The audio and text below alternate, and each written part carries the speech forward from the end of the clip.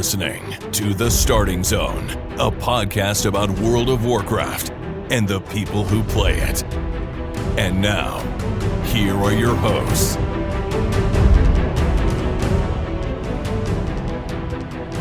Well, hello and welcome to The Starting Zone, the podcast about World of Warcraft, the people who play it. Today is January 15th, 2024, and my name is Spencer Downey. Thank you so much for listening and subscribing to the podcast. I'm joined today, as always, by my co-host Jason Lucas. Jason, how are you doing on this fine Monday?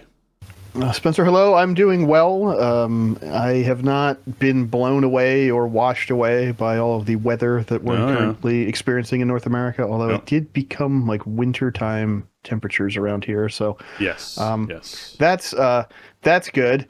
But yeah, we are on the eve of a new patch, a content update as we record today. Today is the last full day of 10.2, which is really weird to think about because this cycle is so fast. It feels like 10.2 kind of just came out. It does. Dragonflight's already a year plus old, and it doesn't really feel like it. We just haven't really settled in anything. You know, there's always some new thing on the horizon, and that's where we find ourselves this week for sure. So, I guess a quick disclaimer at the top: if you're listening to this show on podcast later in the week, we haven't played any 10.2.5 yet. We will be doing that tomorrow. Yes, that's why today is Monday, because we are getting stuff in ahead of this week so you guys can know what's going on and what to sort of jump into as you enter into this week. We'll cover some patch notes. We'll cover what's being updated in there and what you should look out for. So, but before we jump into what's going on this past week in World of Warcraft, and probably part of the reason why this has felt like such a fast cycle, things like Season of Discovery going on that has people all excited and playing World of Warcraft has sort of pulled people's attention away from any kind of, slump that might be happening in the live game. And I've been enjoying it. I still get my raids in twice a week, which is nice. And I'm now at the point where I just need, I think, just 2 more pieces of gear from the raid, and then I've actually gotten all of the raid loot I could possibly want on my character, which is kind of neat. I've been leveling a mage as my alt, and they just hit 21, so we're almost there on getting the mage in, trying some healing, seeing what that's like before we roll over into, and I guess we get to announce this week, the Season 2 stuff, which is going to be cool for people to check out in Phase 2 of Season of Discovery. So, yeah, lots going on in that aspect of the game as well. Yeah, I think we got the announcement about Phase 2 like right after we recorded last week, because I remember saying, I don't think we're going to get Phase 2 like imminently. I think it's going to be a little bit. I think I said that on the air. You have podcast brain when you record. So. I said it was going to be, which that was kind of funny. I was like, I think we're still 2 to 3 weeks away, and then it was like, bam, there it is. I'm like, oh, okay, there it is. I remember being very close to the actual guess. Yeah, it was like 4 weeks, but that's like, it's a little bit early for my taste. They just chill at 25 for a little bit longer, but I'm not doing anything really other than raid logging. And I'm only doing BFD once a week because it's really all I have time for. But yeah, we did some this week, and I finally got my buddy who got me into World of Warcraft, the legend himself, the guy who was like, dude, you have to play this, like I know we're done with MMORPGs, but just come over and check this out. I finally got in there with him, and we did BFD together, and that was awesome because we haven't raided together really in like 15 years, call it 15 years, so that was fun. And we had some other first timers in there. I think we had some people doing some unfamiliar roles. A couple people have sort of, from the DJ side, have sort of just stepped away because there's no juice left for them to squeeze out of BFD. But I still want to do it, and we still have some interest. So, I didn't have like another dedicated tank, but we had people swap it in for bosses, or it was actually just one guy was like, okay, I'll like throw on some stuff and tell me what to do. And he did fine. We got through there in about an hour. It was a little bit longer than, the snappy re-clears, but I finally got gloves to drop. I was still running around with some janky greens that I had from somewhere, so that's cool. I'm pretty decked, There's a couple pieces I'd like out of BFT. We never see any epics whenever I go, but I know some other people are still gunning for some stuff, but I love BFT. I think it's a great example of a way to do like low level end game, and it's super fun. I think my buddy had a great time with it. He was expecting probably something a bit more involved or more punishing, and it was just like, oh, it's just this, like, awesome. On the Dragonflight side, we actually had a really good heroic reclear, but we were kind of in slow motion, so we didn't have time to do any mythics on Tuesday. But that was fine because Tuesday reclears were really good. I mean, we didn't struggle with Agira at all, which sometimes when you're, cycling people in, it's like, I don't know what I'm doing. My positioning is off. Now everybody's dead, whatever. So Agira was good. And then Volcaros reclears our second kill on that was fine. We had a good look at a council. It was, we had some of our best pulls. The bummer was yesterday, we just didn't have the signups. I had like 18 people signed up, I think, and one of them was off server. So at the moment, they can't actually participate. It's still realm locked. And I just looked at the group, I looked at what we would need, and I said, you know what, I'm just taking the night off, honestly. Like, I'm tired. I got a lot of stuff going on in my life, and trying to either piece a group together to hopefully get some pulls in when I don't have what I want, or setting the time aside to do something I don't feel like doing, like Old War time walking or normal mode or something. I really needed the night off. So it only ended up being a two night raid week, I think. I don't think they even ended up doing easy stuff last night, but I mentally I couldn't even get off my couch yesterday. Like I just needed that for my brain. But yeah, this week we'll step back in and just smash the stuff that we're farming. We did get one new axe last week, so still trying to grab some more axes from some normal kills. Just it's worth a shot. I feel like Farak is so easy to kill on normal mode for a seasoned group, and I just have an ID parked there, so it's like the first 10 minutes of raid. Farak's got really good trinkets and stuff too, so why not? So we'll do that, and I think our progress on council is going to depend on where the interest is, because you really want to have like 2 Augvokers and 5 healers, and you need some kind of specific things to ease the learning curve. And if we don't have the interest, then I'm not going to stress myself out over it. I'm not going to try to make it work with stuff that doesn't make sense. So we'll see how that develops. And other than that, Mythic Plus, I think it was a great week. We kind of talked about it last week and sort of our expectations for it, and I was perfectly comfortable in it, like 22, 23 pocket. I haven't really pushed too much higher than that, but I did crack 2,900 rating finally. Just it kind of had the keys lined up for like, okay, this is the week to go do this one. So that's cool. That's way higher than I've been any other season in Dragonflight. And I don't know. I'm not really pushing 3K, but I could probably crack it considering, sort of the state of the group and everything. But yeah, what I've been doing lately is, okay, Tuesday night, I like smash 4 dungeons after raid, which is another, that's usually like almost 3 hours after a 2-hour raid, and then do the same thing Wednesday, and then I'm just kind of done. I don't know if I'll be able to do that too much longer, if people's interest is going to hang in there with me to play late night and just get them all done. But it does feel nice to get that vault all filled up on Wednesday and be like, okay, now I'll do whatever I want, even if that means not doing more Keystones.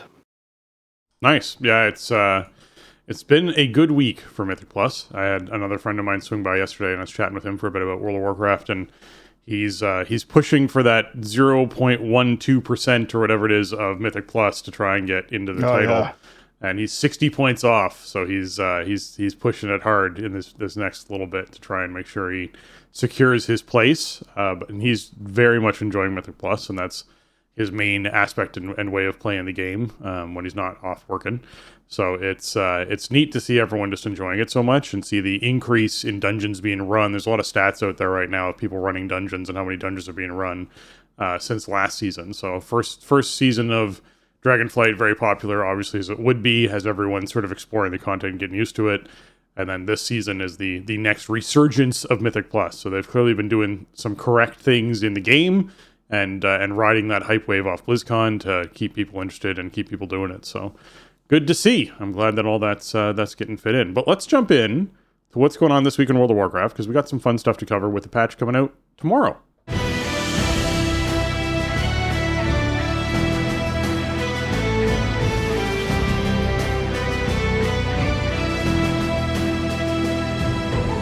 All right, so this week in World of Warcraft is the Arena Skirmish bonus event, meaning that honor gains from Arena Skirmishes are going to be increased by 50%, and there's a quest to win 10 of them, which gets some Conquest and Honor. So that's worth picking up. Obviously, you want to do your Aiding the Accord as well. Probably picking Super Bloom, just because that makes the most sense. I actually did a Super Bloom this week where, I know, it's crazy. No, I did a Super Bloom this week where I picked up the Super Bloom, and then, so I did like 3 or 4 things to contribute to it. Went off and did a bunch of seeds, and then came back to it when they were fighting the elementals, and helped out there and then finished it and realized, oh, I can just like leave partway through this. Maybe this is how you do Super Bloom now. And so the second time I did it this past week on a different character, I actually did a similar thing, and I realized everyone else is doing this now too, where you basically fly in, begin the event, leave the event alone, come back 20 minutes later, finish the event, and everyone gets credit. Because when I checked in on it 2 or 3 times during the walk that he does, and there was just no one hanging out with him. It was just like he was just doing his own thing, walking along. And I was like, oh, okay. I guess that's the way that we do this now. I spoke very early on, even before this patch came out, about my concerns with Super Bloom and it being a slow pace and it not being very exciting and how it had to be good. If it's going to be a weekly event everyone needs to participate in, and it's going to have these good rewards. And then they didn't do anything, and then Super Bloom came out, and then I talked about how slow it was and how they need to speed it up, and he still haven't done anything. Now this is what people are doing. They're just beginning the event and leaving and doing other things and then coming back to it later and finishing it. It's very strange as an event, but if you can get your time in on it, I'm sure Tuesdays and Wednesdays are much better days to do Super Bloom, where there are more people actively participating and doing something. If you want to actually get the reward bags along the way, obviously you don't get those reward bags for filling in the energy if you aren't actively participating in it and you aren't around for it. But it's a very strange feeling to be able to start an event like that and then just be like, all right, I'm going to go plant seeds and do some world quests, and I'll just come back to it now. Oh, hey, look, there it is. It's done. All right, perfect. I'll just take the rewards and I'll leave. It's weird. It's not a great event.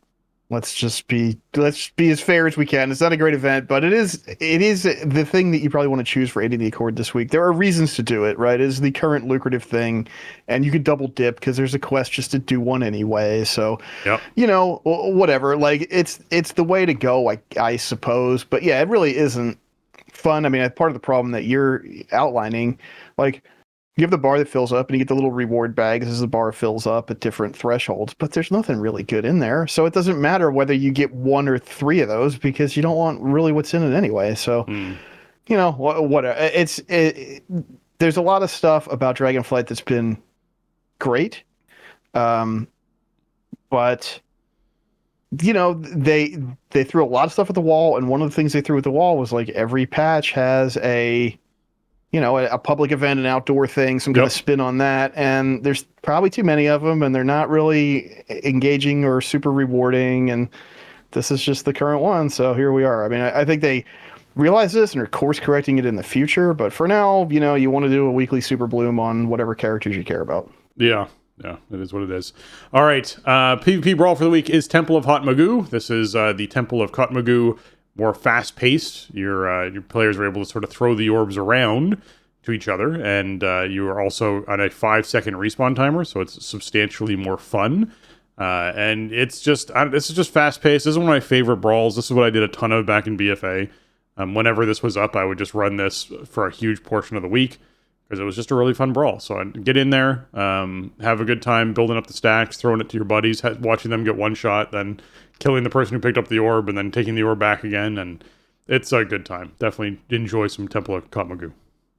Yeah, the super low respawn timers and stuff. It's awesome. I know PvP a lot these days. I haven't really done any PvP in Dragonflight, but and it's not like Temple of Hot Magoo is some super complex mechanical battleground, right? But just turning up the intensity, the way that they do it with the short timers and with the stacking debuff from holding the orb and stuff, it does make it really fun. Like, I think for a brawl that is a twist on familiar rules, this is one of the better ones. The brawls I like the best are the ones that are basically a separate mode. But for the ones with modified rules, I kind of like this one the best. Yeah, agreed. You do want to knock out Orostar the Hibernator, and you want to do it earlier in the week because it gets harder and harder to do as the week goes on. We are now hitting that point in the game where people just aren't doing things late in the week very much. So if you want your 441 gear, that is, obviously you can take it to Catalyst and catalyze it to get some tier pieces out of it if you want. You want to be sure that you're getting Orostar the Hibernator down earlier in the week if you can. You can still try and find groups later in the week. You're just going to have a harder time. That's all it is. I know today I looked for an alt this morning and just literally no one's doing it. And I was like, okay, well, Monday morning, like 10 or 11 a.m. Probably not a lot of people around. Makes sense to me. Maybe I'll try later this evening, and there'll be some people doing some last minute stuff. But it's something you gotta get in on early, and then you'll have a much easier time finding groups for that kind of stuff. All right. Mythic Plus affixes for the week are Tyrannical, Afflicted, and Bolstering, meaning bosses have increased health and deal increased damage. While in combat, afflicted souls periodically appear and seek the aid of players. And when any non-boss enemy dies, its death cry empowers nearby allies, temporarily increasing their damage by 20%. And it stacks, so keep that in mind. Tyrannical Bolstering, no real, symbiosis thing happening there. That's a great combination to get because, yes, Bolstering kind of is not great on trash, and you end up being in a situation where you can build a boss if you're not careful. But Bolstering does wear off, and if you're, aware of what's happening with it, you can deal with stuns to stun the bolstered mobs and be able to knock them all out. At least it's not bolstering health anymore. That's when it used to get really out of control. So in this case, Bolstering, I think, is probably one of the easier affixes to deal with, along with Tyrannical. Afflicted, on the other hand, this is the one that can really throw you for a loop. Tyrannical Afflicted means you're on bosses for longer periods of time. Afflicted's just while in combat. It's not when an enemy dies. It's not, it's not based off of how many enemies are around you. It's just every period of time you are going to have these souls appear, and you have to do something to help them, whether it's healing them or dispelling them, to get rid of them. And otherwise, you're going to suffer as a team. So you want to be sure that you are dealing with these, and you're going to be on bosses for longer periods of time, which means they're going to be happening more frequently throughout the bosses, well, at least more often, not more often. You're going to see them more during bosses because you're on bosses longer. That's what I'm going for.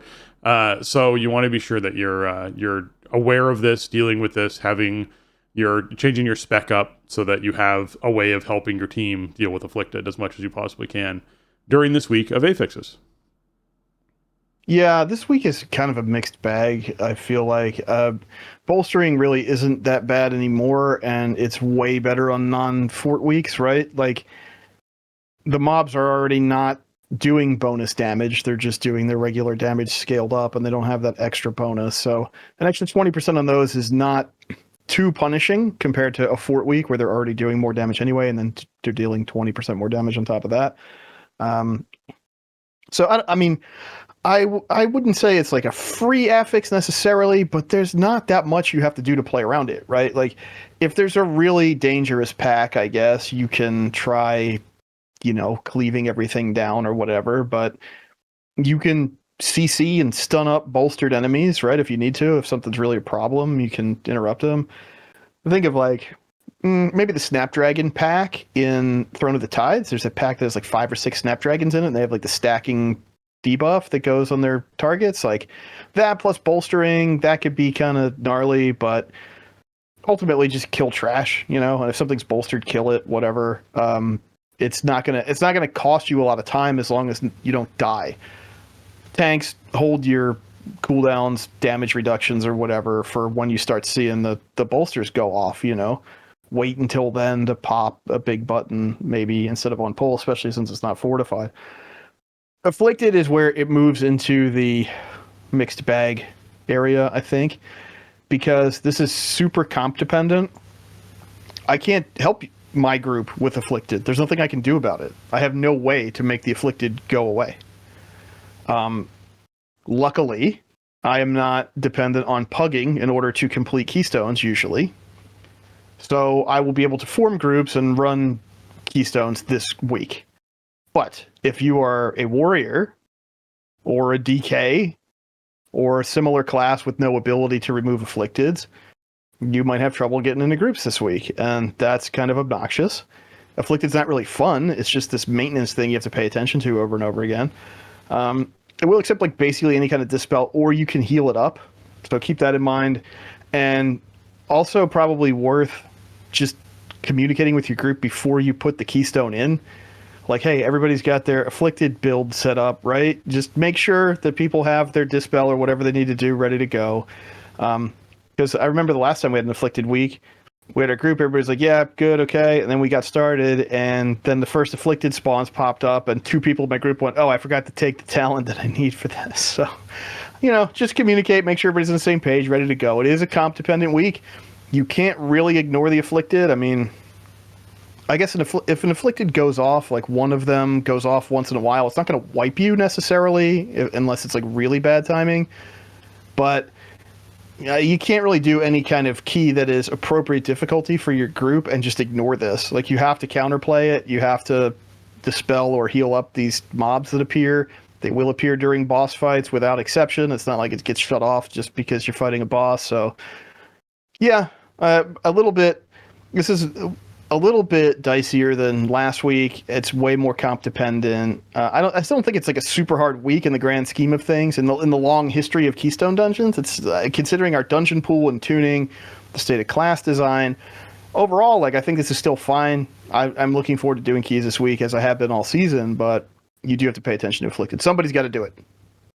Yeah, you basically just need to have 2 or 3 people in your group whose job it is to deal with them every time they pop up, and let the other couple of people focus on just doing the run and getting through it, because otherwise you are just going to end up having a really bad time. If it's just one person who's trying to actually pay attention to it, they are going to feel like they are, out in the cold on their own, which is not fun to do. So yeah, definitely pay attention to it. And yes, pugging this week, you definitely are going to want to be sure your talents are set properly. Otherwise, you're going to have some aggressive people inside of your group when they realize you don't have those happening. So set that up ahead of time if you can. All right. Micro Holiday this week is, well, actually, it's starting up later this week. It's Sunday, Monday, is Call of the Scarab. That's on this date. The Scarab Gong was rung. So on the 21st to the 23rd is when this takes place. And basically you can head out to Silithus. You can collect items. You can do world quests. You can kill elites.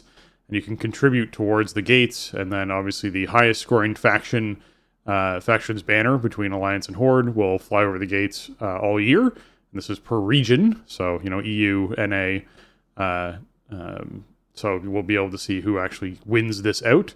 Now, this is also worth a lot of currency when it comes towards your actual journal stuff. If you're trying to actually get your traveler's log filled up for the month, there is a lot of things you can do here of just like contributing 4 times is worth like 100 points. And this other thing is worth 50 points. And this thing is worth, so if you're just trying to get your traveler's log done for the month and you haven't really been able to log on very much, this coming Sunday, Monday, the 21st to the 23rd, be sure that you are hopping on and participating in this event just a little bit. Might take you like less than an hour, and you'll be able to get yourself a good chunk of currency for the month out of that. So that's a good thing to pay attention to. Yeah, this is a cool micro holiday because it commemorates a thing that actually happened in the game. I was love that by aspect players. of it. Yeah, like it's such a cool way to sort of remember that and keep it in the game somehow. Actually doing this stuff is not really that fun, but whatever. I mean, it's a little bit. It was a little bit different in BFA when we were like around Silithus anyway. For the intro and everything.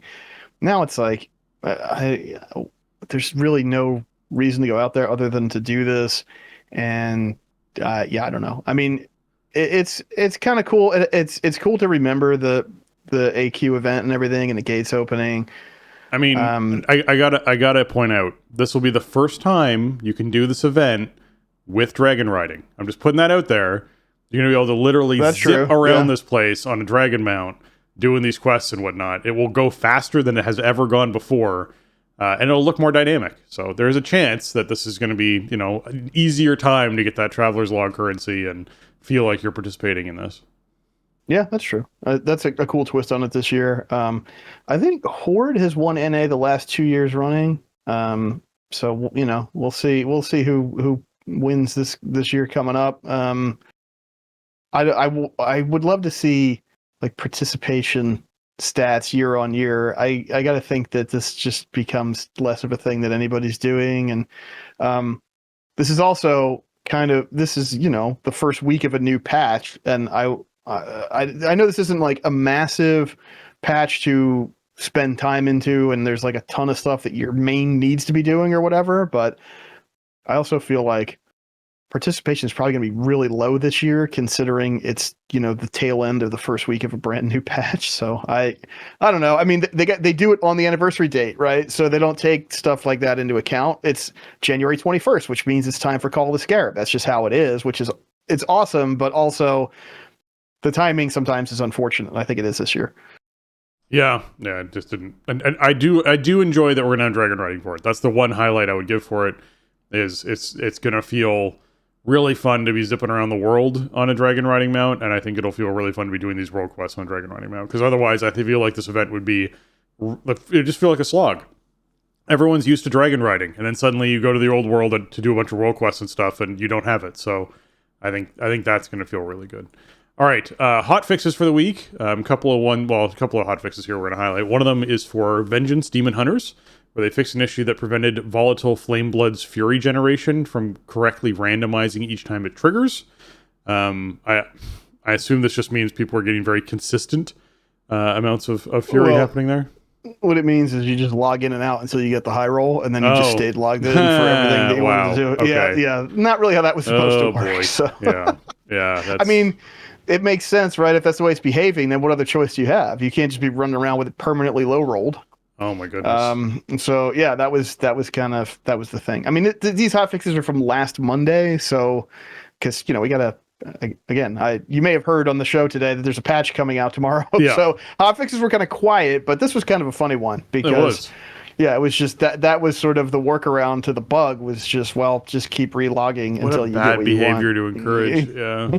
Man, oh man. Well, it's just obnoxious, right? For the player, it's like, yeah. I mean, obviously it does then have the effect of like, okay, Volatile Flameblood's Fury is more powerful on average than it's intended to be, which that's a problem too, but it just wasn't volatile enough. It's appropriately volatile now. Yes, exactly. And then inside of Dawn of the Infinite Galakron's Fall, the Blight of Galakron, they fixed an issue where the slimes that revive Dazak and Loskaleth could sometimes melee players. That's, just randomly one-shotting people is not great. Like, I don't know how hard they were meleeing, but I don't even think you can target these things, right? Because they're just slimes that move towards one of the proto drakes and then revive them or whatever. I don't know that I've seen this behavior, but also this fight is real chaotic to tank, so I don't know if I would even noticed, but I'm glad they fixed that because it's not like you're fighting the slimes really outside of the first phase. You're fighting the dragons, so the slime shouldn't be meleeing people and potentially killing them. Thanks. Yeah. And then Mythic Raiders will rejoice. Tindral Sage Swift is getting nerfed coming into this week for all the Mythic Raiders out there. They removed a cast of Firebeam in Phase 1. They Flaming Germinations damage reduced by 25%. The number of Flare Bombs reduced to 3 from 4, as well as the Empowering Flames damage has been increased, though, just a heads up, by 35%. So they are balancing that one out against itself. Germination Aura now prevents players from destroying seeds, but no longer spawns a flaming tree.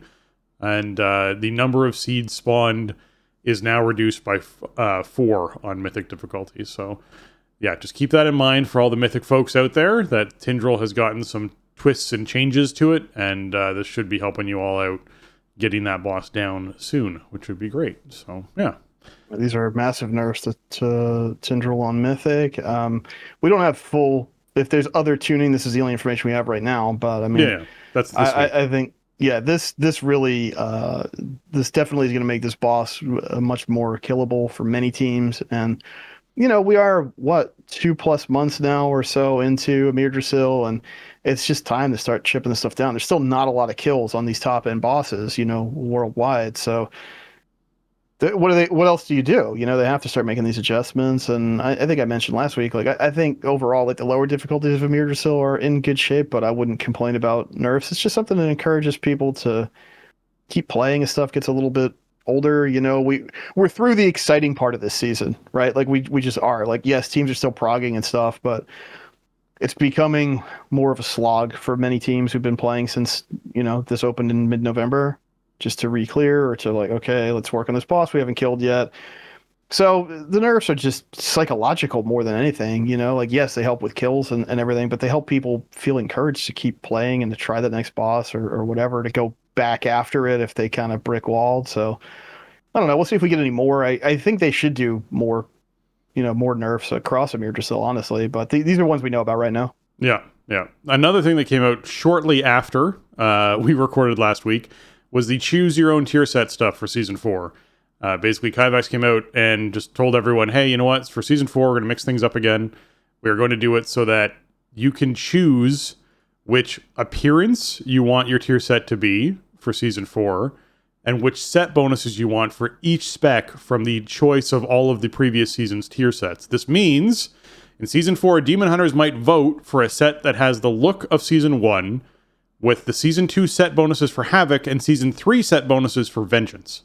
So there's a poll that's up. I'll have a link in the show notes if you haven't voted already, where you can go and vote for all of the different sets, for all the different classes that are out there and specs that are out there, as to what you want the appearance to be and what you want the bonuses to be for each individual spec based off of the tier set bonuses that have existed through the expansion. So this is one of those other twists that they can do. I do sort of feel like this is kind of one of those like, hey, so first of all, it fits perfectly with Season 4, since we know it's just going to be recycled raid content from earlier in the expansion.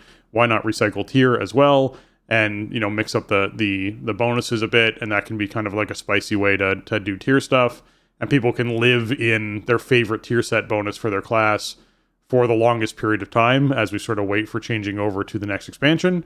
I get that. I think that's cool. I also feel like this is a great way to save artist time on designing a new tier set, and save designer time on designing a new tier set with new bonuses. Because it's not like we got it in the previous Season 4. They just went, okay, whatever raid content you're doing, the gear from that content is what's scaled up. So, get out there and try and get the better version of the gear that you've already seen. At least this spices it up somewhat. But you're not getting new stuff. And I think people do like new stuff. So this is cool. I think it's a great idea. I do kind of wish that we had a new appearance or something, or they're going to do a recoloration or something for this Season 4. That still could happen. That might be fun to make Season 4 gear stand out in a different way, but we'll see. We'll see what they choose to do. I just like the idea, though, of, hey, if you really like the tier set bonus from this expansion, this is the one that will let you guys live in for the rest of the expansion, because it does feel really bad when Season 2 has the best tier set that you really enjoyed playing the most. Season 3 is kind of and then you just get recycled into the Season 3 bonuses again. So right. I am glad they're doing that. Yeah, I think in the Shadowlands there was nothing different, right? It was the same appearances, the same bonuses. We only had one set, that whole time. There was only set items in Sepulchre. Yeah. I mean, I like the fact that they've done this. I think there's a couple small problems in that. First of all, I think a lot of the Season 1 bonuses are just underwhelming, and they said they're going to tune them up so that the power is, is commensurate with the new stuff or whatever. But just the design overall of Season 1 bonuses, it's early days in the expansion. They're supposed to be simple, more straightforward to use, whatever, less kind of high-end or skill testing, in terms of the bonuses. And then it sort of ramps up over the course of the expansion. We've seen that in previous expansions as well. So I feel like the Season 1 bonuses sort of have a default disadvantage if it's one that you really like other people, just from a design standpoint or a flavor. A lot of people are probably not going to gravitate towards those.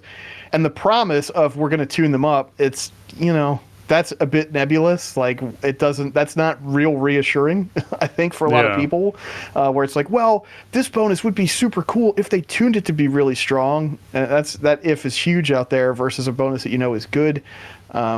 I think being able to mix and match the appearances based on community vote with the bonuses is awesome. I love that they're doing it this way and not just sort of, rolling it out. It's we have some degree of participation. One of the other problems is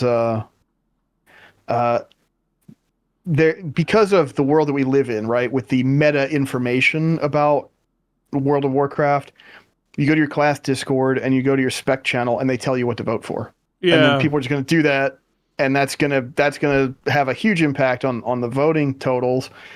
In my case, what the mods of the Warrior Discord, the Prot channel, were saying to do is what my inclination was anyway. I think Season 3 is a really cool bonus. It feels interactive and powerful.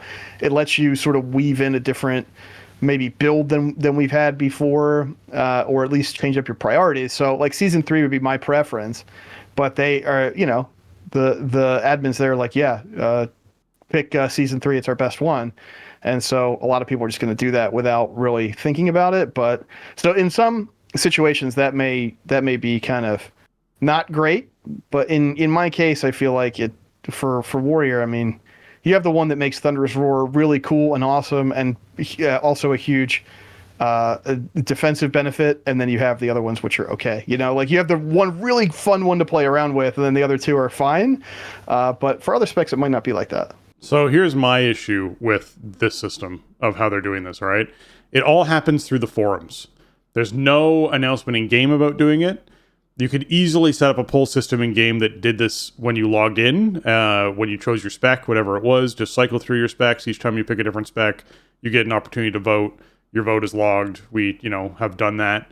Because there is ticketing systems, everything else built into the game that essentially do, in fact, take data from inside the game and put it into spreadsheets outside of the game. So you could literally do that because it resulted in very few voters. Like, for example, the highest I've seen from clicking through the specs is about 10 to 11,000 people voted on one particular spec. The lowest I've seen is Subtlety Rogue at 3,312 people who voted. So that means 3,312 people have made this determination for everyone who plays Rogue who might choose to bump into Subtlety in the final season, in Season 4. And I think that's really unfortunate when you have tools to do this sort of thing in-game when people log in and be able to vote, so that you could get hundreds of thousands, if not millions of votes in some cases on some specs as far as what's going on. I don't get it. I don't understand why they choose to take this to the forums. The forums are something where, hey, if you're a WoW player who doesn't watch social media regularly, you miss this entirely. The window closes in 2 hours, FYI. So if you're not catching this podcast immediately after it comes out or while it's live, you don't get an opportunity to vote because it went up last week on Monday and it only was up for a week. And it happened only advertised on social media, unless, as you said, you were inside a Discord channel where people were pinging everyone to go and do it. And there was nothing in game. So I feel like they need to push this kind of stuff in game on some sort of level, even if it's a pop-up of what's new when you log in. And right off the bat, it's like, vote for your tier, Season 4. You click this link, and the link takes you to this forum page where you do it, like something in-game for folks to do this, because otherwise people just missed it. I think that's really unfortunate. So I think it just shows in the votes, right? If you have only 10,000 people voting for a spec, there's, something wrong going on there. Yeah, I mean, the ticketing system, like the support system in the game, just pops up a little browser like inside your client window. They could have maybe leveraged something similar to that. I mean, I guess the only silver lining I would say to your complaint there is that means the most engaged players are making the determination. They're the ones swinging the vote, and it comes into most relief with the bonus, right? Like the aesthetic is whatever, but the set bonus is kind of what matters, at least in terms of player perception, which is very powerful when it comes to things like getting into pug groups or whatever. So if the most engaged players are deciding that, okay, this is the one that gives us the most juice, this is the thing that we need the most regardless of tuning, and then we're going to assume that the tuning is going to be fair, then it probably works out. But yeah, I mean, leveraging the client is always better. People are playing the game via the client, and the other things get lost in the shuffle for sure. And especially in this day and age, like traditional web forums, forget it. Who's hanging out on the forums waiting to see what's going on in World of Warcraft? I don't think a lot of people are really doing that. Yeah, or trying to track something down on the forums to be able to do it. Yeah, one or the other. I hope it's engaged players who went there and did it. I hope there's not a lot of trolling happening with it, because it could be really unfortunate if people end up with something that isn't very fun just because there weren't. It was kind of an obscured way in a very short window to sort of do this vote and figure this out. So, I think it's a cool idea. I'm glad they're doing it. I think it's certainly better than what we saw at the end of Shadowlands. But I feel like the implementation of things like this could be improved. And, it might have been that there wasn't a lot of lead time, and this is one of the decisions where they're like, hey, we got to start working on this next week. Can we do something like this? Okay, forums are the fastest way to do it. I still think they should be able to do something in-game to actually engage players to go and take the time to do this vote, because it's unfortunate to see how low those numbers are. Now, mind you, I'm only looking at the US/Canadian forums. I obviously didn't go to the EU ones to look at the threads there. There would be more threads inside those places, but I think you can get a pretty good idea based off the US ones about participation when it comes to something like this. Okay, the Seeds of Renewal content update is coming out tomorrow. Lots of people are going to be diving into that. And there are things that you can, check out right away once it goes live. There's going to be the Azerothian Archives. This is going to be a way to sort of meet up with unique cast of characters. You get to hear a bunch of old stories about the world and witness some iconographic time periods of things that took place. So if you're someone who wants to hop out there, do some group activities, and there's another weekly public event, because of course there's another weekly public event. This is Dragonflight. There's plenty of opportunities to get out there and explore, and there's going to be like battle pets and mounts and transmog sets and all sorts of stuff. There's a lot of transmog for this, There's everything from like reading spectacles, which are kind of cool, to mounts. There's a clay scale Hornstrider mount and Explorer's Stonehide Pack Beast. The Pack Beast to me is very cool looking. It very much has an older World of Warcraft feel with a newer spin on it, so I'm quite happy about that. There's a lot of cool stuff with the Azerothian Archives for people who actually want to get out there and check things out. You got fedoras, you got backpacks, they got work shirts and all sorts of stuff for folks to pick up transmog wise if that's something you're interested in doing. And obviously the lore and stories you're going to hear are going to be pretty cool. So if you're someone who enjoyed that aspect of the game, then you're going to get yourself a nice big healthy dose of that coming up in this next week. And heading through to the end of the expansion with being able to go out to the Azerothian Archives and explore that. Yeah, this seems like maybe an expansion upon or like a sequel to the Secrets of Azeroth, kind of in-game event, for lack of a better term, that they did recently, which I thought was awesome. I love the way that came across. This is obviously a bit more involved, and there's probably a lot more stuff that is in your face about what you're supposed to go do, but I'm hoping that it also brings in some of that flavor from that event of trying to figure out where the thing is that we need to go do and get some cool rewards along the way. So, we don't have like a ton of details about how this plays yet, or sort of what the timing and overall kind of rhythm to it is going to be. But if it taps into that stuff that they were doing with Secrets of Azeroth, then I'm excited for it. The preview looks pretty cool, but it doesn't give me a great feeling of like, what am I going to do with this on a daily and weekly basis, really? So that's what we'll find out in a couple days here. Yeah. So the next thing we can check out is Belemeth. That's the new settlement of the Night Elves that you get to go and check out over by the World Tree. So this is something, Jason, I know you in particular were super excited for, to see what the new homestead is going to look like.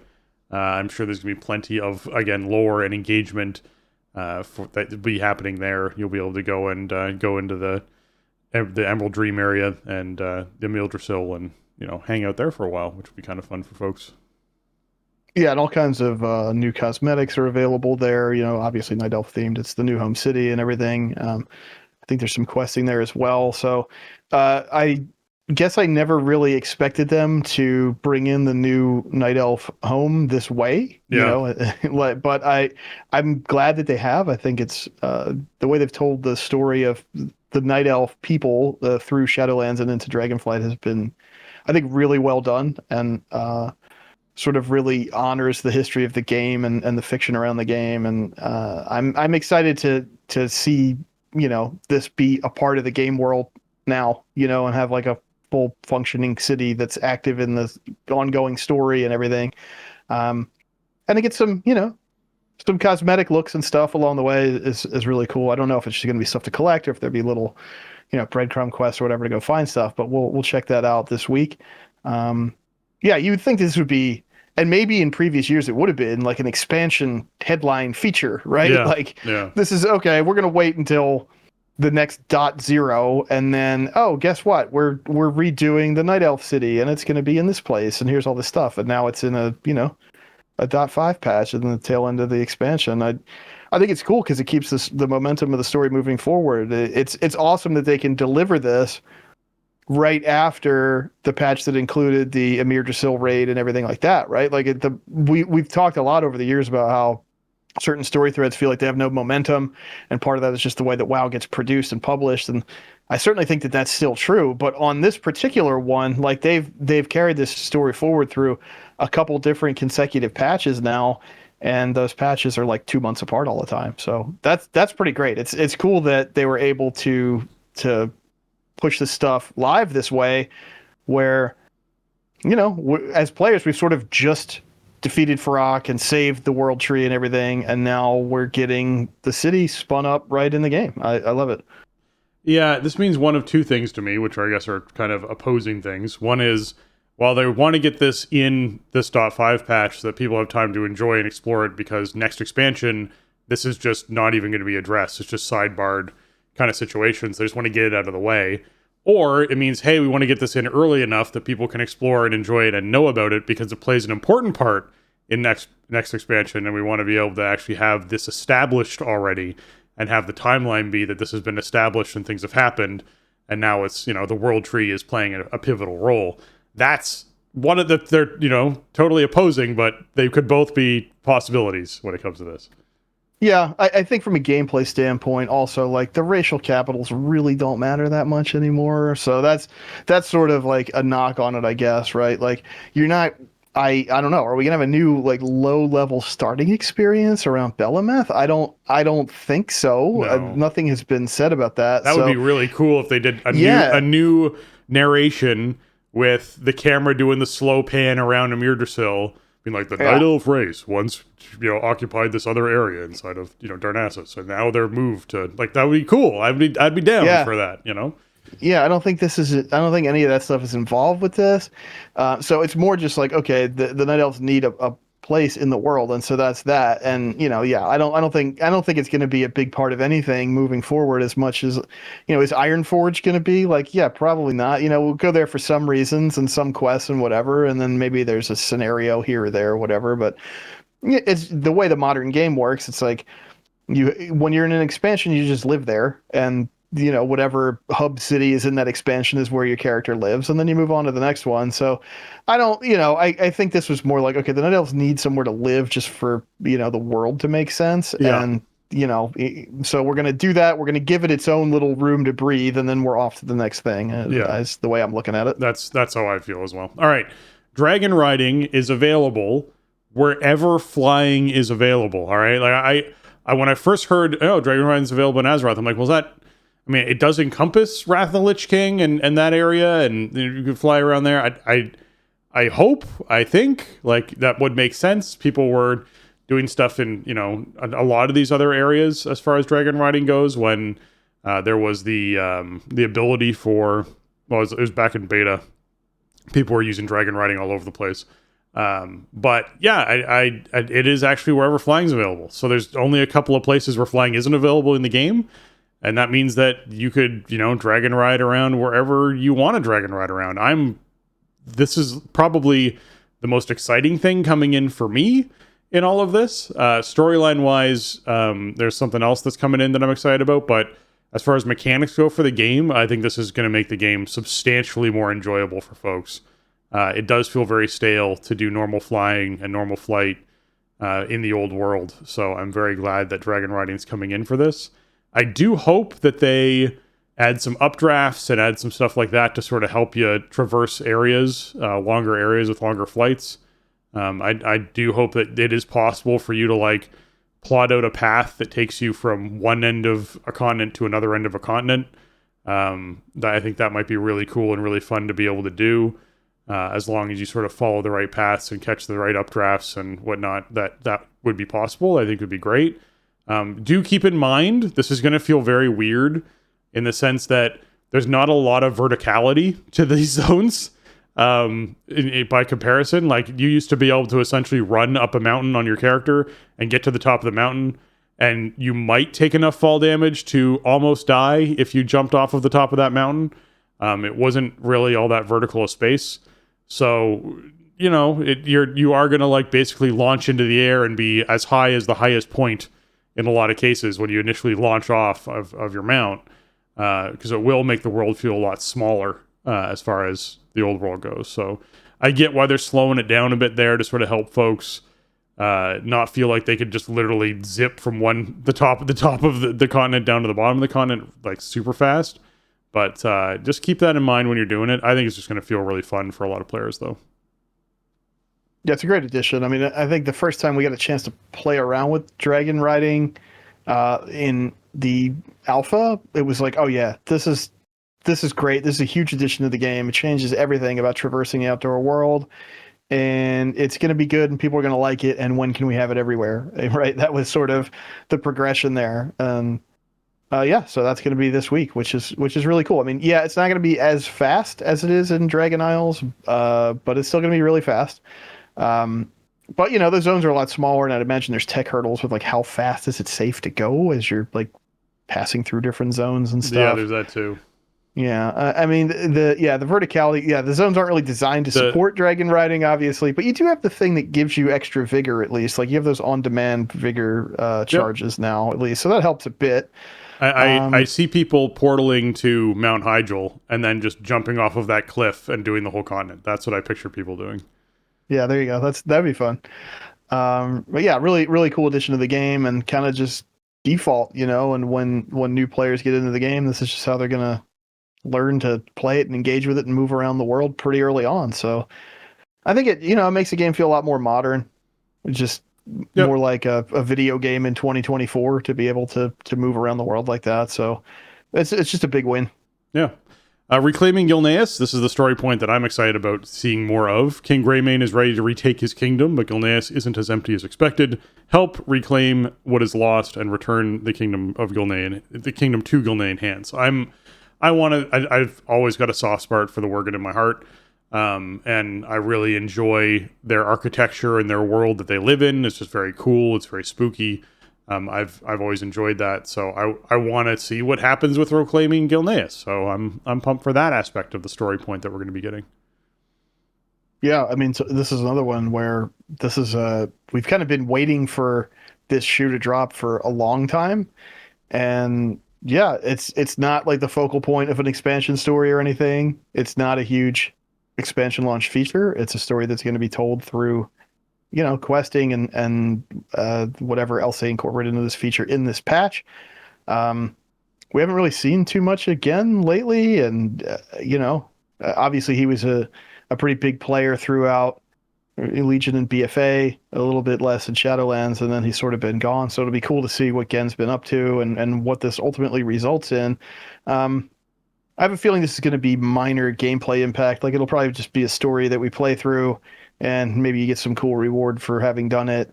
And then the outdoor world probably stays the same, but they didn't test this, so we don't know for sure. But I think about, some of the stuff they did with the BFA pre-launch where, okay, we're Teldrassil burns down and we retake Lordaeron, but functionally maybe there's some different graphics or something, but it's not a new gameplay space, and then you just talk to an NPC to turn it back into the old gameplay space. Like I'm sort of expecting something along those lines, not like a fully functioning city of Gilneas.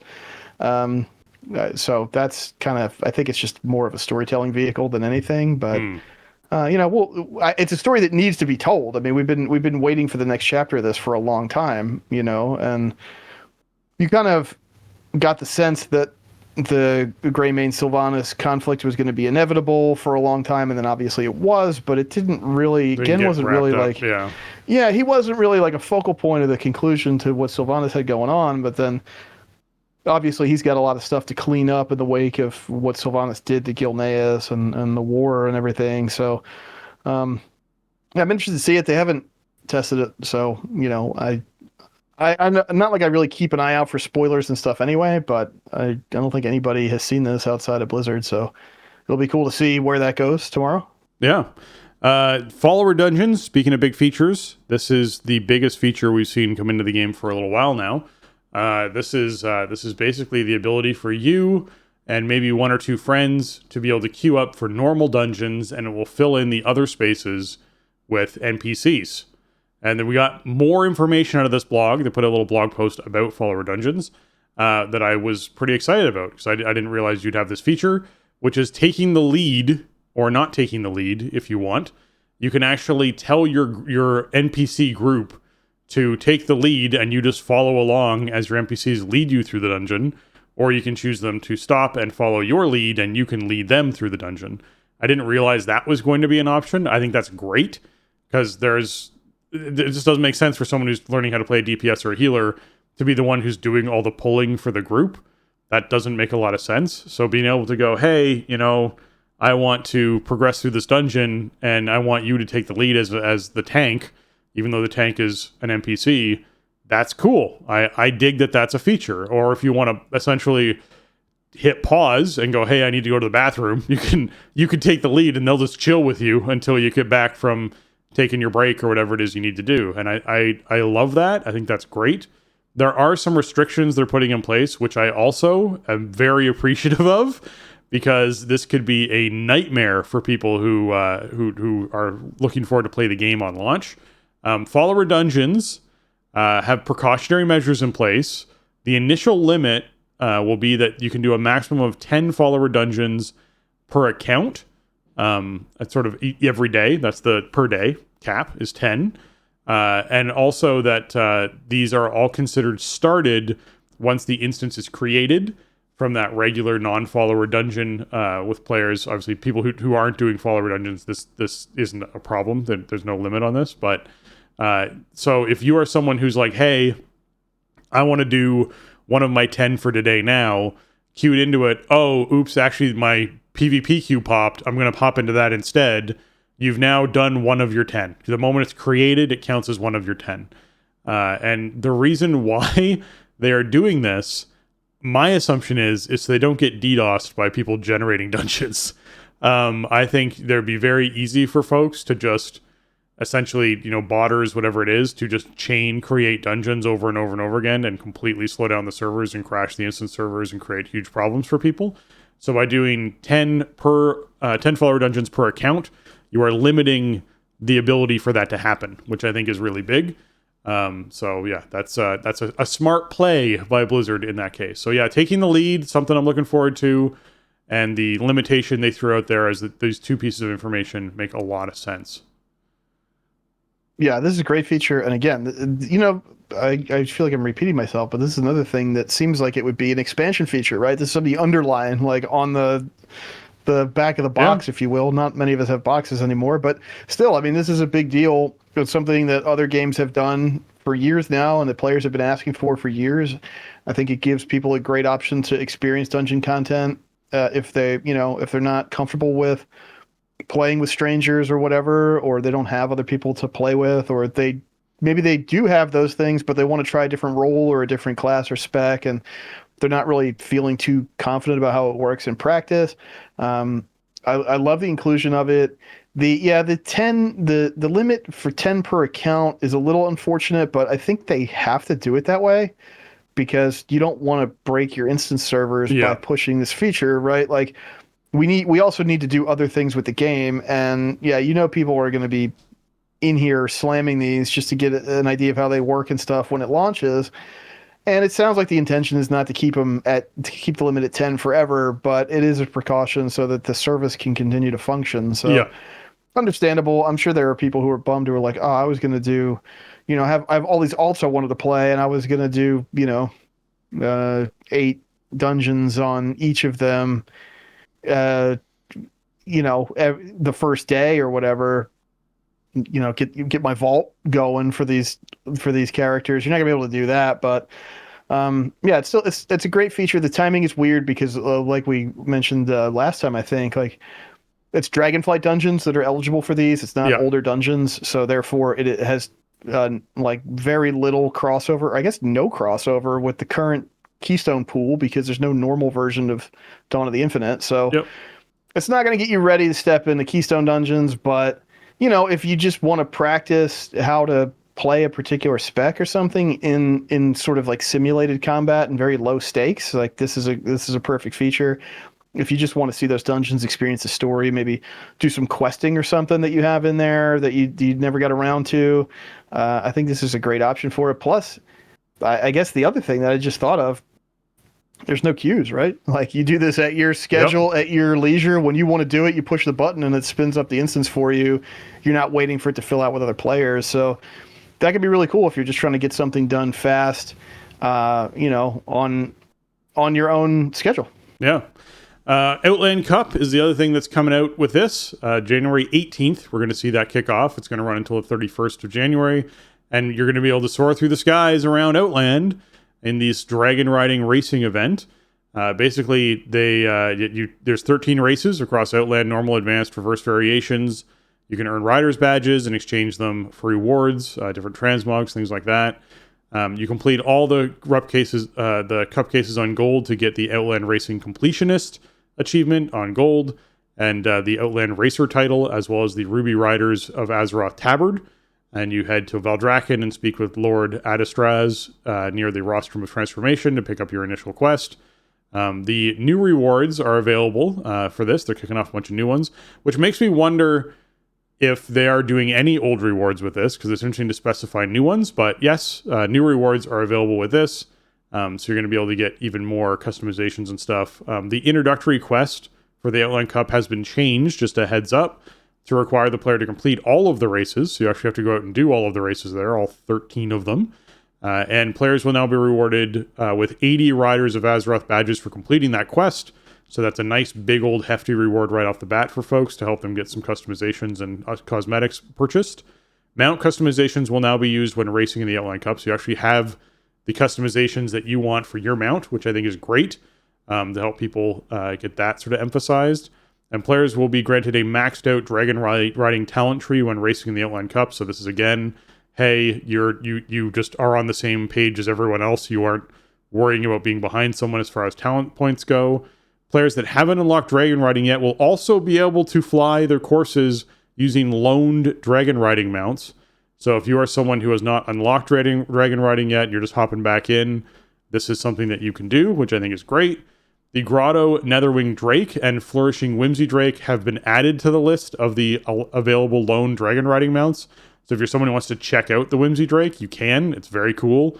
Certainly worth checking out. The Netherwing Drake's also very fun, especially very themed towards Burning Crusades, so that's great if you're someone who wants to borrow one of those. Since worldwide dragon riding is now available, you will no longer be dismounted after completing the race if dragon riding is unlocked on that character. Obviously, if you're loaning your mount, you have to give the mount back at the end of it. You don't get to keep riding around on it after this finishes. So yeah, lots of fun stuff going on with this race. This is another one that people sort of enjoyed, and this is a nice hefty window to complete it in, right? You got from the 18th to the 31st. So plenty of time to do these 13 races the way you want and get the badges you want and get the rewards you want. So take advantage of that window towards the end of the month. And I can't remember if there is stuff in the Traveler's Log for Outland Cup. I'm pretty sure there is. So another great way to get some more Traveler's Log currency if that's the case. So you can end up with your your rewards that you want for the month. Yeah, there's usually just dragon riding stuff in general in there too, which these may count for that. I don't know. They may be Dragonflight specific, but I'm looking forward to this. I had really a lot of fun with the other two cups that they ran in Kalimdor and Eastern Kingdoms. I want to collect the stuff and gold all the races if I can. I will not be using the Grotto Netherwing Drake or the Flourishing Whimsy Drake, though, even though they've been added to the pool. I will stick with the little ones because that's a little bit safer usually. I don't love the change to you have to complete all the races to do the introductory quest. Although the buffed reward for the quest is kind of nice. I guess it depends on ultimately how many badges do you need to get all of these items. I mean, it could be, I guess the thing is with that many badges, it could be kind of a time investment, but you could probably get everything just from taking enough characters through the intro. Right, like that might be time efficient at a certain point. Or like if you can't gold them, like if it's just you're just not quite at the point where you can do that, then that you might still be able to get all of the rewards off the vendor just by doing the intro quest enough times. Because I think before it was only like 20 badges or 30 badges or somewhere in between there. So this is nice, and there's a lot of stuff. It is a 2-week long event. There is a lot of content there, and it's something you can do. It's solo play. Totally do it at your own pace. Whatever. You just got to do it in that window. I'm going to try to bang it out. When Kalimdor Cup was coming out, I was like, I don't know if I'm going to do this. And then I got really into it, and I golded everything, or I started like golding some stuff. I'm like, I got to gold everything. I need all this stuff. I want to get all these rewards. I want to kind of plant my flag and say that I did this, while it was up. And yeah. I did the same thing in Eastern Kingdoms, and so now it's like, well, I guess I got to do it in Outland. But there should be some cool races here. I mean, like, think of some of the zones, like Nagrand. That's a really cool backdrop to have a dragon riding race. So we'll see how those the races themselves shape up. I just think of Netherstorm. That's where my mind goes to. With Yeah, this it's another stuff. good one. Yeah, I mean, it's cool. There's really cool zones in Outland. So I think they're your mind just immediately goes to how you could have cool race courses around stuff out by like Tempest Keep, or even in like Zanger Marsh or whatever. Zanger Marsh is the one where I think you're going to get most hung up on stuff. I think they're going to have a lot of weaving through trees and weaving around stuff inside Zanger Marsh. The other zones are pretty barren. Blade's Edge is going to have like some going through some spikes, wild, yeah. But we'll see what that ends up looking like. Most of the zones are much more barren when it comes to like the density of things you can slam into. Like we're used to Dragonflight, where like it is like a really thick environment that you're sort of passing through with lots of dips and dives through stuff. I feel like Nagrand is pretty open with the plains and everything that's there. You're not worrying about too many obstacles sitting in your way when it comes to a lot of these zones. But yes, I think Zanger is probably one of the ones where you're weaving around mushroom caps and down through forests and around lakes, and that kind of stuff is going to be a factor in this. Like scooting over the reservoir, or like what's that one, the town with the big elevators and stuff. That would be cool to do like a real vertical kind of race around there. I feel like it's like Teledor or something. It's something like that. I think there's some PTR, but I didn't do it. I mean, I don't have enough time to play the live game the way that I really would like to. So PTR is kind of out of the question. So I don't know where the races actually are in these zones, but yeah, I'm looking forward to it. I'm definitely going to be doing this week. Yeah. Character customizations coming in. We've talked about this a lot. This is the 5 new hair colors for trolls, new skin tone for Adrene, as well as warlocks getting the Tyrant and Dark Lair demons. So be sure you're visiting your barbershops tomorrow to get all your customizations all set for all those sorts of things if you're looking to do it. The Trading Post Enthusiast achievement, if you've actually previously completed the Trading Post Enthusiast, will be granted the static Gleaming Sun and Moonlit Moon transmog sets. The next time they log in, anyone who completes it going forward will get all 3 sets immediately. This, Jason, was exactly what you asked for the moment this thing happened. You're like, it's really too bad I can't get 3 sets for this as opposed to just the 1. Apparently, all of the community agreed, and then the team went, yeah, that makes sense. We'll just give all 3 to you. So, yeah. Yeah, like we knew that we were getting some kind of Warden armor for doing a year of or 12 months worth of trading posts, right? And then we saw the render and everything. I think there's some kind of preview of it a long time ago, but we didn't really know what the reward was going to be. And then they said, okay, here's the reward for this once you complete the January trading post. Oh, and it changes colors depending on the time of day. Yeah.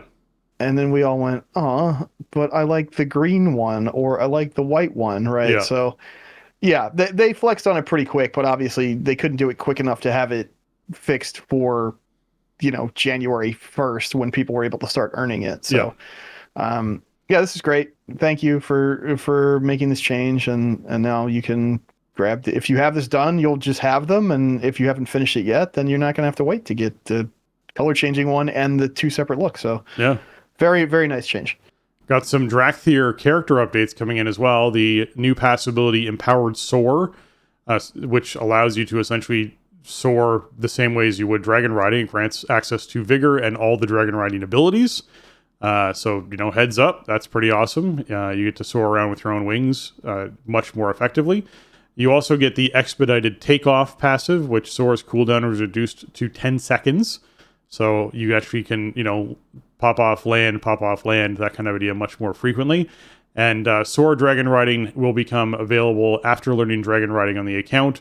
And the Evoker has completed the Forbidden Reach starting experience, as well as the Familiar Skies racial has been removed. So just heads up, sort of twisting that around. But this means, all your Drakthir folks get to do all their Dragon Riding back in Azeroth as well, which is going to be super fun. I'd like to see them be able to compete in the races as just using their own wings. That could be cool. I don't know if that's broken because they're such a small model, but at the same time, it's cool, man. I think you should be able to do it.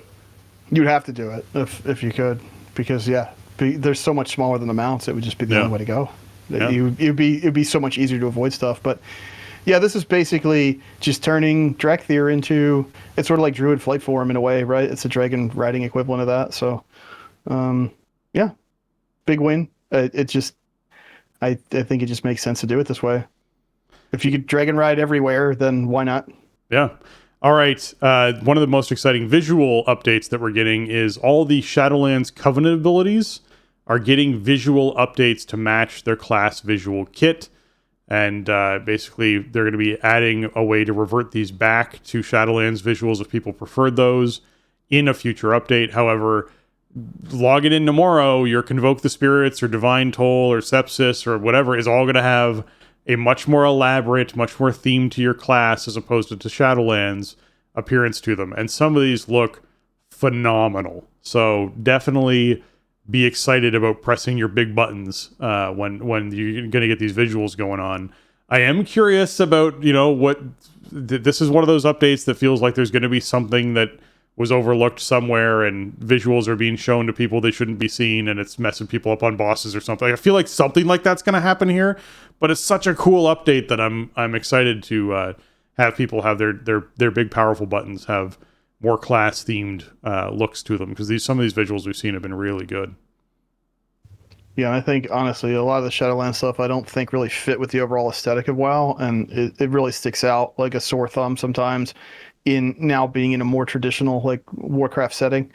So I'm glad that they made these changes, and I don't know, I guess I'm surprised they didn't come in right away with like glyphs or something so that you could toggle on the Covenant appearance if you want it. But that's an opportunity, I guess. I think you should be able to pick it if you really just like the way that looked or whatever. But I'm glad that baseline is getting changed to be more tied into the class fantasy. Yeah. Demon Hunters, getting yourself some more chaos damage. The Elysian Decree and the Hunt, which were arcane and nature spells, are now chaos damage spells. This is something where you're like, how does this factor? Why does this matter?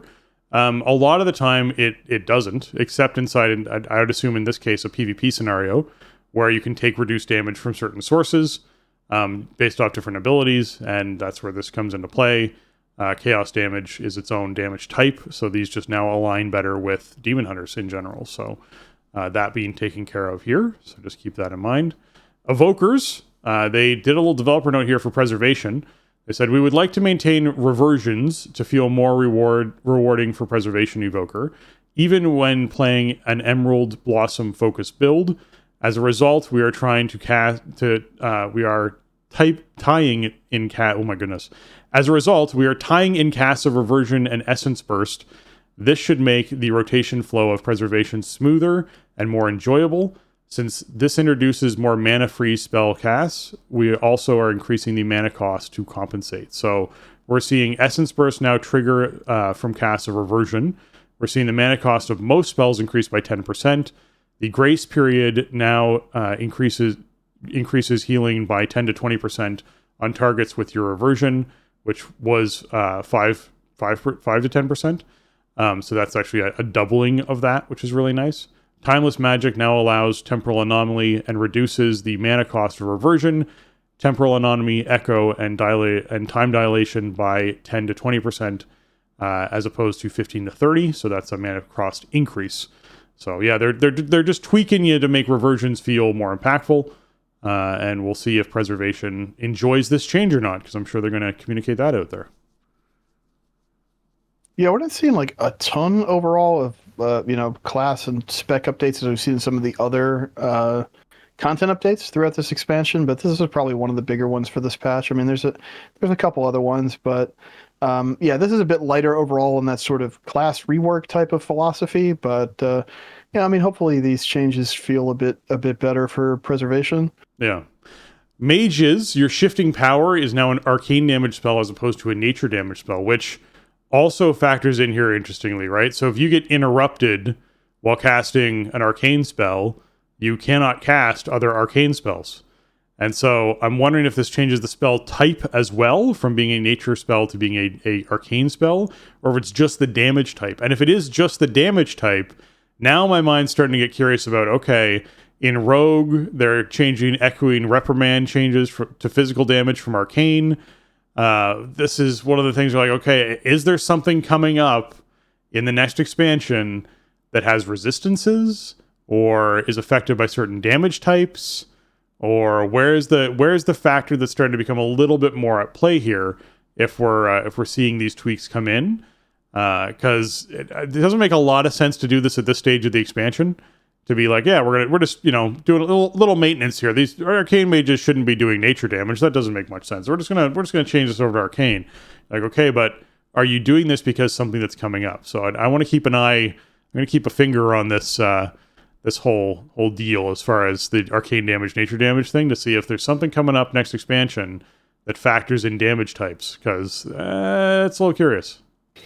Yeah, I think it's more just it makes no sense for mages to be doing nature damage. They're not nature magicians, right? That's sort of your druid lane or maybe shaman. So, yeah, I think it's more just to bring stuff in more consistently. Plus, now if you maybe they put in something that's some kind of arcane modifier bonus, then it would affect stuff like this. Like, I think it's just probably about having that consistency across, like, what is a class's job or whatever would be my initial thought. It is kind of weird that some of the stuff was the types of spells and damage that it was in Shadowlands, but that was like intentional, I think, to make it more Shadowlands themed, was to have it kind of tied into what the Covenants were doing and everything. So I don't know. That's sort of the view that I'm taking of it is just, well, it doesn't make sense for mages to have nature anything. They're not. Sure. That's not what they do. So that it should be changed. Could be just that. Anyway, so I'm keeping my tinfoil hat on for this one. All right, Mistweavers. You got some changes as well as some Windwalkers. Rogues got some changes. Obviously, I mentioned before there's the arcane damage thing that they got tweaked. Shamans got changes, and then Warriors had some renaming of abilities from Spear of Bastion, which was very Shadowlands based, to Champion Spear, and Elysian Might to Champion's Might. As well as Piercing Verdict to Piercing Challenge. These are just some renames on things to sort of clean up some Shadowlands naming of abilities, which I appreciate. Now, I will mention for Mistweaver, one of the changes that they threw in here, and obviously check out the notes for yourself if there's, obviously more in-depth stuff you want to check out for your class. But they threw in one that went Teachings of the Monastery now highlights Blackout Kick on the action bar when it reaches max stacks. That's great. That is a great change, because not a lot of people out there use weak auras. Not a lot of people out there really keep track of that kind of stuff. And when your buttons glow on your bar, you need to press them. And so making more of things sort of line up and glow on your bar to go, hey, you should be hitting this. It's at max stacks. That's great. So I'm very happy that they've thrown that in there for a lot of players, because that will help out more players than you expect that it would. It's quite the change to help people out. So glad to see that. You have any comments on the warrior stuff here, Jason, with renaming abilities away from Shadowlands stuff? No, I think it's fine. Removing sort of the references to the Kyrian Bastion, etc., is probably good. That stuff always felt weird to me for warriors anyway. Warriors in WoW are, I don't know, they're obviously, like all cultures and stuff across the fiction have like warriors basically, but the real sort of classical depiction of heaven kind of thing, empowering the warriors, that was always just a little weird to me anyway. It made sense for like paladins and stuff, but for warriors it was a bit weird. So no functional changes here, but I'm glad to see the Shadowlands stuff go personally. Not to be like insensitive if people like it or whatever, but it never spoke to me ever, and I like that we've moved on from it. So I'm glad that they're changing the stuff to be more, Warcraft kind of, that core Warcraft fantasy is what I like. So yeah, I'm good with it. I do think they should put in glyphs or some other way that players can select what VFX they want, if that's possible. Yeah, it's happening. Future update sometime. Yep. For folks who really want that, really liked their original look and feel of what those things were, I think it makes sense to have an ability, or at least the way, to go back and adjust that. So, Revival Catalyst. The Revival Catalyst is moving to weekly charges. It was every other week. It's now moving to weekly charges with this update. So you will be able to revival every week if that's something you want to do to get all the transmog or get your 4-piece together. New characters getting their 4-piece will be very quick because you'll have a bunch of charges. So this is great. This is a very important update for a lot of folks at this stage of the expansion. I'm happy to see it. So yeah, we'll let people, dive in and get more tier stuff going on for all their characters. Discover the Dragon, Explorers League, and Tuskar appearances for Pepe. These are all going to be located within Dragon Isles. So there's more Pepe appearances. Get excited, folks who enjoy having their bird dress up the way they want. There were some PvP updates for Shaman and enhancement spec, as well as Fury Warriors. Most of this is just how damage triggers, but this is something that you can look at if you're doing the PvPs and have a look at those things. The Dragonflight Epilogue quests. So there is now a small chain of quests where players join the aspects as they reflect on the events of Dragonflight and look to the future. They are introduced to the new Night Elf City in Balameth and can stay a while and listen to key conversations of characters throughout Valdrakken. This is always cool to do. For folks who are really into the storyline of an expansion, it's neat to have a lot of, you can walk up to this NPC and they don't have an exclamation point over their head. There's nothing that's telling you should, and just start a conversation with them. And sometimes it's like a 5 to a 10 minute scenario that will play out with them having a conversation with you and then with another character, and they'll wander away with another character and you can follow them and listen to their conversation. And it's neat to sort of have these epilogues to sort of wrap things up. They are kind of like Easter eggs because they aren't always like, go and talk to this person as a quest, and you talk to them and then quest text happens and then the thing wraps up and when it ends. Like, there is a certain amount of, you have to actually stay a while and listen, as they sort of point out, to be able to hear all of the stuff that's going on. So I always love when they do epilogue stuff for these expansions. Yeah, they've done some really cool stuff with the stay a while and listen kind of concept with the dialogue and the voice work. So, I do feel like there are a couple sort of imminently dangling threads for the end of the Dragonflight story, and I'm interested to see where that goes. It sounds like, this is no big deal. I mean, when they put it in the patch notes, it's a small quest chain. Like, they're not really setting you up for any kind of huge feature here, but overall, I've enjoyed the storytelling in Dragonflight. I know it's controversial to some people, but I've enjoyed it. I think the characters that are front and center are really interesting, and so I'm interested to see where, sort of what is the status quo that we're sort of moving on from here? Like, what are we establishing as we move on? And maybe there's some kind of little tease towards what happens to lead us into War Within and with Xal'atath and everything. I'm not expecting a whole lot in this particular update, but we know where we're going, so it'll be cool to see how they sort of tease it out over the next few months with these smaller updates. Yeah. Okay, user interface and accessibility. Typically, these are changes that get me, the most excited for things. These ones aren't as massive, but there are some nice ones in here. The art has been updated for predictions and absorbs on unit frames. So any sort of improvement that they can do towards their unit frames for groups and raids is great. This is certainly one of the updates that's going to be helpful for people. The skull icons, you might notice, have changed for the instance difficulty banner near the minimap. They put in new art, so that's kind of fun stuff for people to sort of pick up on and notice. The limited time, and this is one of the bigger ones, Traveler's Log activities will now be marked as such with the time left shown. So often with Traveler's Log, you can be like, oh, when was that event taking place? I can't quite remember. They will actually say, hey, it's on now, and there's this much time left to go and do it. So that's a really nice one for folks to dive into when it comes to Traveler's Log and staying up to date on things. So keep that in mind. All appearances received from quest rewards will now have a chat message. So people who are like, what did I just get? I just got something. What was that? You now actually have the list of the different appearances that you got. So you know if you got 3 appearances or 2 appearances or whatever it was, and you can actually figure out what those other ones were, as opposed to having to try and remember and search them down for what else was new inside of your frame. So that's nice. Interacting with the auction house quantity field should now be much more consistent in experience. For people who are struggling with that, that's a nice one to get in there. I know there's a lot of auction folks out there. Most toasts can now be immediately dismissed with a right click.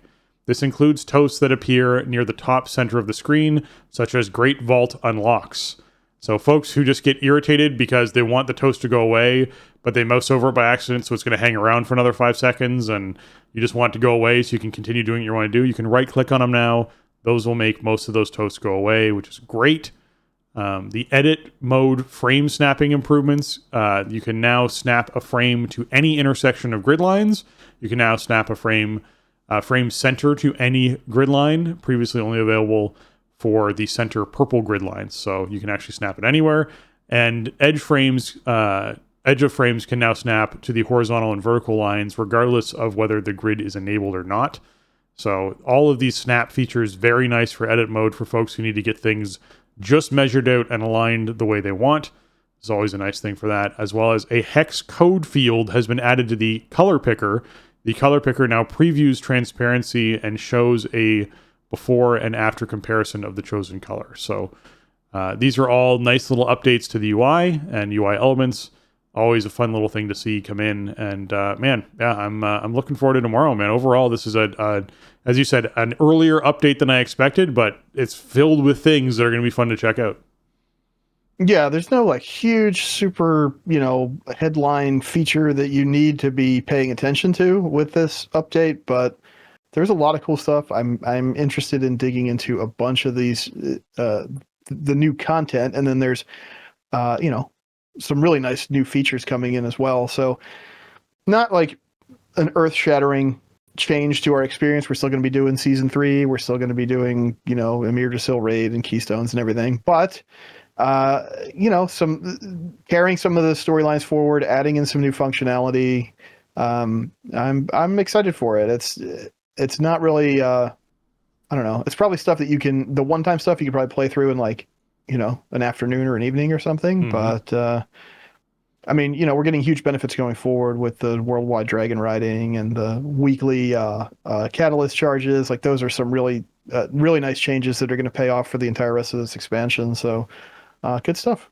Yeah, I'm excited about it. This whole update kicking in too is just, I guess the one thing to be mysterious and excited about is whatever the weekly event is and what those rewards are like.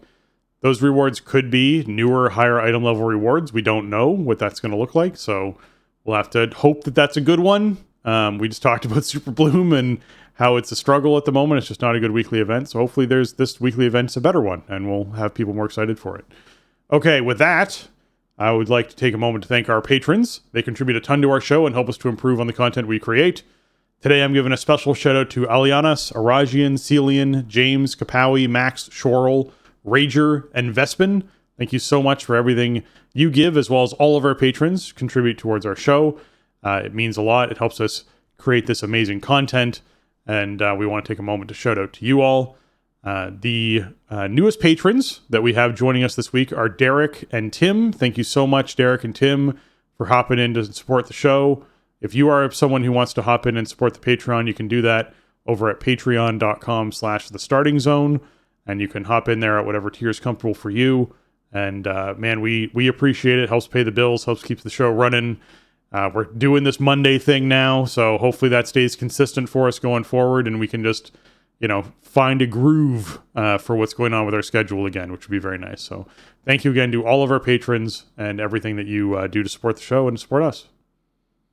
Absolutely. Welcome aboard, new patrons. Thank you for jumping in there, and thank you everybody for your support over the years. It does mean a lot, and it helps us keep the show going and keep the show online and accessible, and we really wouldn't be able to do it at the level and the level of consistency we've been able to do it over the years without your support. So thank you for contributing.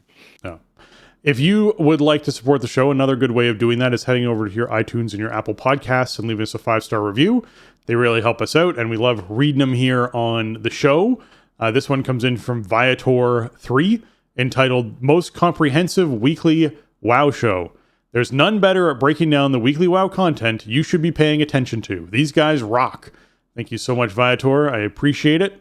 I'm glad that you enjoy the content and find it quite helpful, and we appreciate you leaving us that 5-star, helping us move up those iTunes charts and more people find the show. So thank you again. Absolutely. Thanks for taking the time to write in. We really appreciate it. And there is a lot of weekly WoW content these days. So we have a lot of stuff to talk about and what to do and maybe not do, right? Yeah. Sometimes that's part of the equation too. Like, don't pay attention to this, pay attention to that instead.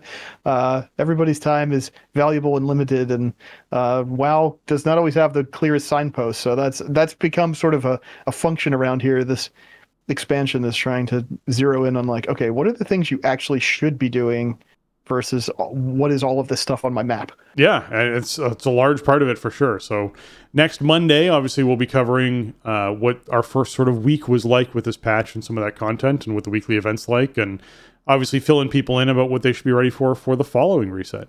That's going to wrap up episode 614 of The Starting Zone. If you'd like to check out show notes for this episode or leave us a comment on the show, you can head on over to thestartingzone.com, the official website for the Starting Zone podcast. If you want to contact the show and leave us your email, you can reach us at thestartingzone@gmail.com or reach out to us on Twitter at thestartingzone, or you can join our Discord server at thestartingzone.com/discord. If you want to get your hands on some sweet TSE gear, you can find that over at TeePublic. That's teepublic.com/stores/thestartingzone, where you can check out all the sweet designs on everything from shirts to mugs to stickers and all that kind of fun stuff. Jason, where can you find folks on the interwebs? The best place to find me is over on Twitter. You can find me over there at Shieldwall. Always talking whenever I'm doing in and around WoW or other stuff. You can also find my video channels at twitch.tv/Shieldwall and youtube.com/Shieldwall. I didn't stream last week just because I didn't feel like it, and I don't know if I'm going to this week. We'll see. It's sort of this never-ending battle against my ISP. So it's like, well, I want to stream, but then it's a big headache, and it ruins my gameplay experience.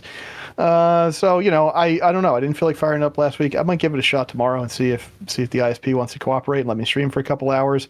Be doing raid stuff and whatever. Checking out some patch stuff. Maybe it's going to be Tuesday night though is prime time. Like, okay, raid Keystones, let's go.